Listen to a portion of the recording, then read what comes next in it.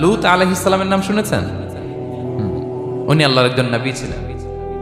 ওনাকে আল্লাহ তাআলা জর্ডান, বর্তমানে যে জর্ডান দেশ আছে সেখানে পাঠিয়েছিলেন। একটা কমিউনিটি ছিল সাদুম কমিউনিটি। ওই সাদুম কমিউনিটিতে তিনি এসেছিলেন। তিনিও দাওয়াত দিলেন, ইয়া কওমি ইবুদুল্লাহ মা লাকুম মিন ইলাহিন গায়রু।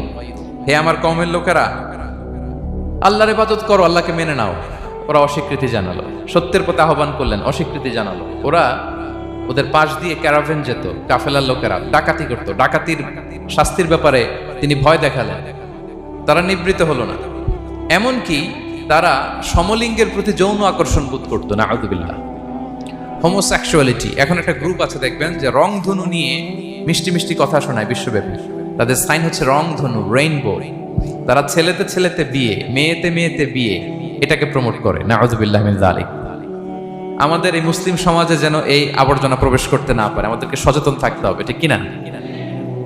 এই সাদুম কমিউনিটির একটা বদ অভ্যাস ছিল, তারা ছেলেতে ছেলেতে বিয়ে করত, পুরুষে পুরুষে। আল্লাহ নবী লূত আলাইহিস সালাম তাদেরকে বুঝালেন যে পৃথিবীতে কেউ এই পাপ কাজ করেনি। প্রাণীদের মধ্য থেকেও একটা পুরুষ প্রাণীর প্রতি আকৃষ্ট হয় না। তোমরা আশরাফুল মাখলুকাত হয়ে কিভাবে এই কাজ করো? তোমরা থামো।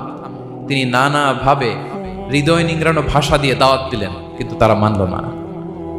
তারা এই পাপ কাজ করতেই লাগলো।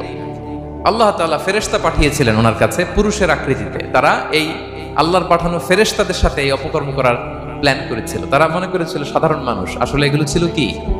আল্লাহর ফেরেশতা। তো আল্লাহর ফেরেশতার সাথে যেহেতু এরকম পাপ কাজের চিন্তা করেছে, তার মানে দে ক্রস দেয়ার লিমিট। কি বলেন? সীমা লঙ্ঘন করে ফেলছে। আযাব, পানিশমেন্ট তাদের জন্য অবধারিত হয়েছে। আল্লাহ তাআলা শাস্তি দিলেন। কি শাস্তি দিলেন? সিম্পল। জিবরাইল আলাইহিস সালাম এসে পুরো শহরটাকে উল্টায় ফেলে দিলেন। আল জাযাউ মিন জিনসিল আমাল, যে যেরকম পাপ করে তার শাস্তি এরকম। ওরাও স্বাভাবিক মানুষের যে নেচার, এটার উল্টায় ফেলছে। কি বলেন? পুরুষ আকৃষ্ট হবে, সেক্সুয়াল অ্যাট্রাকশন ফিল করবে নারীর প্রতি, নারী পুরুষের প্রতি। এই যে নেচারকে উল্টাইছে না, আল্লাহকে তোদের শহরটারে উল্টাই দিলাম।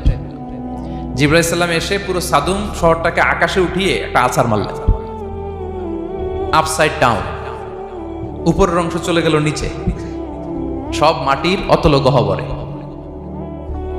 ফাজআলনা আলিয়াহা সাফিলাহা ওয়া আমতারনা আলাইহিম মিন সিজারাতিন মিন সিজিলিম মানদুদ। আল্লাহ বললেন, উপরের অংশ নিচে নিয়ে নিলাম, পুরো শহরটারে উল্টে দিলাম, আর পাথর বৃষ্টি বর্ষণ করলাম, সব শেষ। ওই জায়গাটা আজও আছে, ওইটা জর্ডান এবং ইসরায়েলের সীমান্তে। এটাকে এখন বলে মৃত সাগর, আল বাহরুল মাইয়িত আরবিতে, ইংরেজিতে বলে ডেড সি।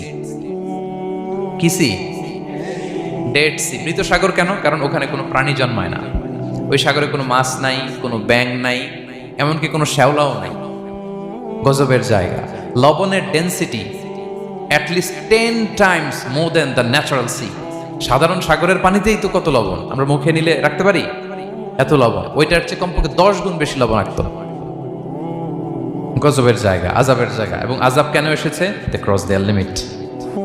তারা সীমা লঙ্ঘন করেছে। আর ইন্নাল্লাহা লা ইউহিব্বুল মুআতাদিন, আল্লাহ তাআলা সীমা লঙ্ঘনকারীকে পছন্দ করেন না।